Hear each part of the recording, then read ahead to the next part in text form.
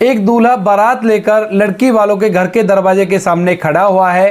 तभी उसकी साली साहिबा अंदर से हाथ में आरती की थाली लेकर उसके सामने पहुंचती हैं। जैसे ही साली साहिबा आरती की थाली लेकर सामने पहुंची थी तो दूल्हे राजा एकदम जोरदार लात उस थाली में मारते हैं और इसके बाद वो थाली हवा में उड़ जाती है। जैसे ही थाली हवा में उड़ती है तो जो बारात में लोग आए हुए थे और इधर जो लड़की वाले थे वो सभी असमंजस में पड़ जाते हैं और सोचने लगते हैं कि इस लड़के ने ऐसा क्यों किया है। उसके बाद वो लोग उससे पूछते हैं, लेकिन जो दूल्हा था वो अपनी खामोशी साध लेता है और चुपचाप वहां पर ऐसे ही खड़ा रहता है। क्या कारण था जिस वजह से उस दूल्हे ने आरती की थाली में ऐसी लात मारी थी? पूरी कहानी की सच्चाई जानने के लिए वीडियो को अंत तक जरूर देखें। हरियाणा के एक छोटे से गांव में एक लड़का रहा करता है जिसका नाम है सूरज। सूरज के घर में उसके माता पिता हैं। उसके पिता खेती बाड़ी किया करते हैं, कुछ पुश्तैनी जमीन थी और उस पर खेती बाड़ी करके अपने बेटे को पढ़ा लिखा रहे थे। लड़का पढ़ने लिखने में काफी ज्यादा होशियार था और ना ही सूरज के अंदर कोई भी गलत आदत थी। इसके बाद धीरे धीरे समय बीतता है और समय के साथ साथ जो सूरज होता है वह अपनी पढ़ाई लिखाई को कंप्लीट कर लेता है। अब पढ़ाई लिखाई करने के बाद वह गवर्नमेंट जॉब देखने लगता है और कुछ दिनों मेहनत करने के बाद उसकी एक गवर्नमेंट जॉब लग जाती है। अब जैसे बेटे की गवर्नमेंट जॉब लग गई थी तो उसके बाद जो सूरज के पिता हैं उसकी शादी की चिंता करने लगते हैं, क्योंकि सूरज जवान हो चुका था और वह अच्छा खासा कमाने लगा था। तो अब वो सोचते हैं कि इसकी शादी करवा दी जाए और शादी होने के बाद अपने परिवार का भरण पोषण अच्छी तरह से कर लेगा। इसके बाद जो सूरज के पिता हैं वह इधर उधर उसके लिए लड़की ढूंढने लगते हैं। काफी दिनों इधर उधर ढूंढने के बाद उन्हें एक लड़की मिल जाती है जिसका नाम था प्रीति। अब प्रीति के परिवार में उसके दो बड़े भाई हैं और उसके माता पिता हैं और कोई उनके घर में नहीं है। तो प्रीति को सूरज के लिए पसंद कर लिया जाता है और प्रीति भी इस बात को देखकर बड़ी खुश है, क्योंकि उसकी शादी एक सरकारी नौकरी वाले से होने वाली है। बातें तय हो जाती है और बातें तय होने के बाद एक निश्चित मुहूर्त तय कर दिया जाता है। उस मुहूर्त पे सूरज और प्रीति की शादी होनी थी, तो दोनों परिवार वाले अपने अपने घर शादी की तैयारियों में जुट जाते हैं। धीरे धीरे समय बीतता है और समय के साथ साथ शादी का दिन भी नजदीक आ जाता है। इधर वह लड़का सूरज भी हर्षोल्लास से भरा हुआ है। उसे भी अपनी शादी होने की बड़ी खुशी है और वह मन ही मन इतराया करता है कि थोड़े दिनों बाद मेरी शादी हो जाएगी और उसके बाद मेरा भी एक परिवार होगा। शादी के दिन सूरज अच्छी तरह से तैयार होता है और बारात भी अच्छी तरह से तैयार होती है। उसके बाद जो सूरज है वो बारात लेकर सीधा प्रीति के यहाँ पर चला जाता है और वहां पर जाकर दरवाजे पर खड़ा हो जाता है। उसके साथ में बाराती खड़े हुए थे, साथ में कुछ बुजुर्ग लोग खड़े हुए थे और उसके पिता भी वहीं पर खड़े हुए थे। अब थोड़ी देर दरवाजे पर वेट करने के बाद घर के अंदर से उसकी साली आरती की थाली लेकर उसके सामने आती है। अब जैसे ही साली साहिबा आरती की थाली लेकर उसके सामने आई थी तो अचानक से जो सूरज होता है एक जोरदार लात उस थाली में मार देता है और थाली एकदम से हवा में उड़ने लगती है। और जैसे ही ये सब कुछ हुआ था तो उसकी साली एकदम पीछे की तरफ हो गई थी और सभी लोग सोच विचार करने लगे थे कि इस लड़के ने ऐसा क्यों किया है। उसके बाद जो बुजुर्ग लोग थे वह उससे पूछते हैं कि बेटा आखिर तूने ऐसा क्यों किया है, लेकिन सूरज उनको कुछ भी नहीं बताता है और चुपचाप वहीं पर खड़ा रहता है। अब यह बात लड़की वालों को भी पता चल जाती है और उसके बाद जो लड़की वाले होते हैं वह लड़के वालों से कहते हैं कि तुम्हारा लड़का तो पागल है और हम इसके साथ अपनी लड़की की शादी नहीं कराएंगे।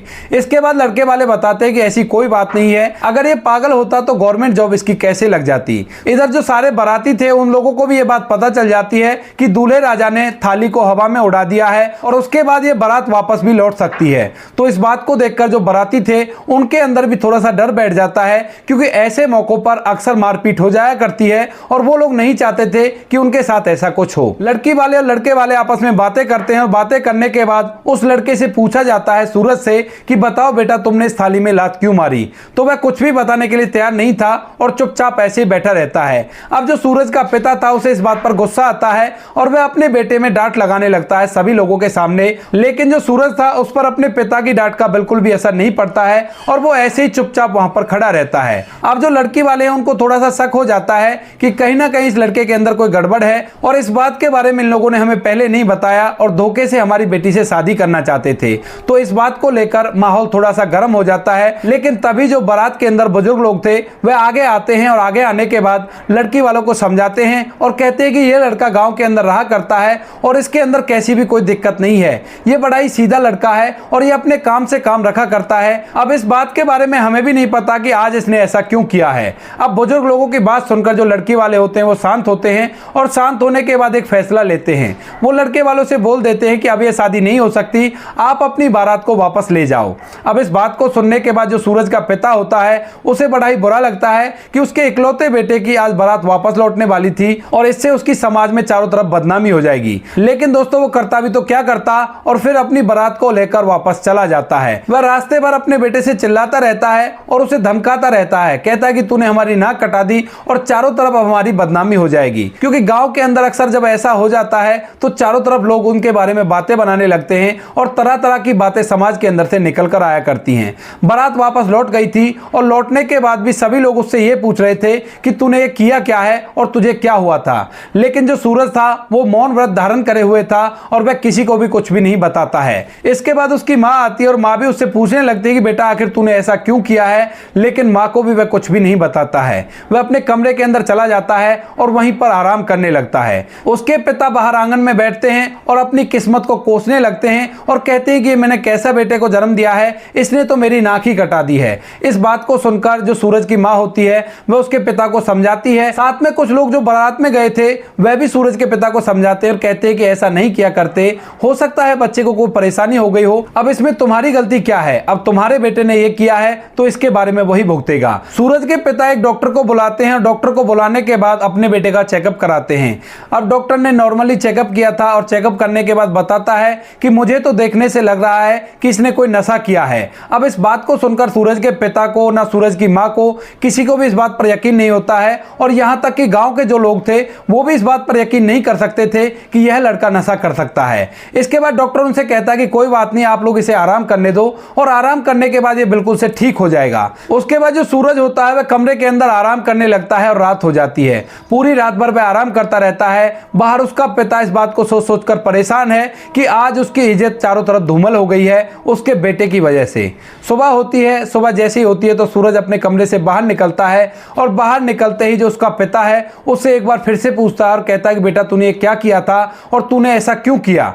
उसके बाद जो उसका बेटा होता है वह फूट फूट कर रोने लगता है और रोते हुए अपने पिता से कहता है कि पिताजी मुझे नहीं पता मुझे उस टाइम पर क्या हुआ था और क्या क्या मैंने किया था, कल के बारे में मुझे कुछ भी याद नहीं है और मैं नहीं जानता कि मैंने क्या क्या कर दिया है। उसका पिता उसे बताता है कि तूने इस तरह से किया है और इस बात को सुनकर सूरज को बिल्कुल भी विश्वास नहीं होता और वह कहने लगता है कि पिताजी मैं ऐसा भला क्यों करूंगा। इसके बाद उसके पिता उस फोटोग्राफर को बुलाते हैं जिसने वो सारा मंजर रिकॉर्ड कर रखा था और अपने बेटे को उसकी शादी की रिकॉर्डिंग दिखाते हैं। अब सूरज जैसे अपनी शादी की रिकॉर्डिंग देखता है तो बड़ा ही परेशान होता है। उसके बाद भी जो सूरज है वो अपने पिता से यही बात कहता है कि पिताजी इसके बारे में मुझे कुछ भी नहीं पता कि मैं ये सब कुछ कैसे कर रहा था। अब यह बात गांव में चारों तरफ फैल गई थी और चारों तरफ सभी लोग इस बात के बारे में चर्चा कर रहे थे।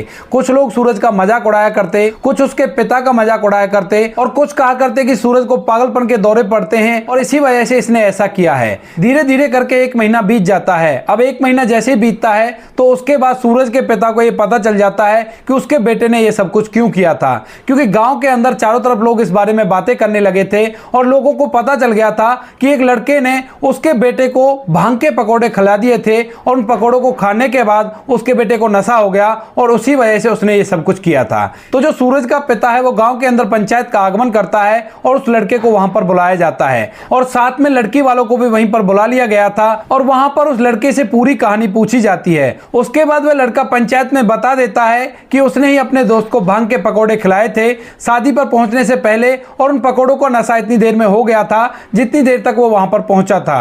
अब उन पकौड़ों की वजह से सूरज ने थाली के अंदर लात मारी थी और यह बात जैसे सूरज को पता चलती है तो वो बड़ा ही मायूस होता है, क्योंकि उस लड़के पर वो बहुत ही ज्यादा विश्वास किया करता था और अपने उसी दोस्त के कहने पर उसने वो पकौड़े खाए थे बारात ले जाने से पहले। अब लड़की वाले भी यहाँ पर आ गए थे तो उनको भी पता चल गया था कि इस लड़के ने क्या किया है। दरअसल दोस्तों सूरज बहुत ही शरीफ लड़का था, वह इन सब चीजों को बिल्कुल भी उपयोग नहीं किया करता था और इसी वजह से भांग के पकौड़े खाने के बाद उसकी ये हालत हो गई और उसे इन सभी चीजों के बारे में बिल्कुल भी पता नहीं था। इधर जो उसका दोस्त था जिसने उसे पकौड़े खिलाए थे, जब उससे पूछा जाता है कि तुमने इसके साथ ऐसा किया था तो तुम उस समय पे भी बता सकते थे कि ऐसा हो गया है तो इसकी शादी तो हो जाती। तो वह लड़का बताता है कि उस समय पे जो कुछ भी हुआ था उसे देखकर मैं डर गया था और इसी वजह से मैं कुछ नहीं बता पाया, लेकिन उसके बाद जब मैं अपने एक दोस्त के साथ बैठकर शराब पी रहा था तो शराब के नशे में ये बात मेरे मुंह से निकल गई और उस दोस्त ने ये बात चारों तरफ फैला दी और मैं पकड़ में आ गया। लड़की वाले और लड़के वाले दोबारा से बातें करते हैं और बातें तय हो जाती हैं। दोबारा से जो सूरज होता है बारात लेकर लेकर वहीं पर पहुंच जाता है जहां पर पहले उसकी बारात वापस लौट गई थी। उसके बाद वही साली उसकी थाली लेकर आती है, लेकिन इस बार सूरज ऐसा कुछ भी नहीं करता और दोनों की बड़ी अच्छी तरह से शादी हो जाती है, धूमधाम से और रीति रिवाजी से।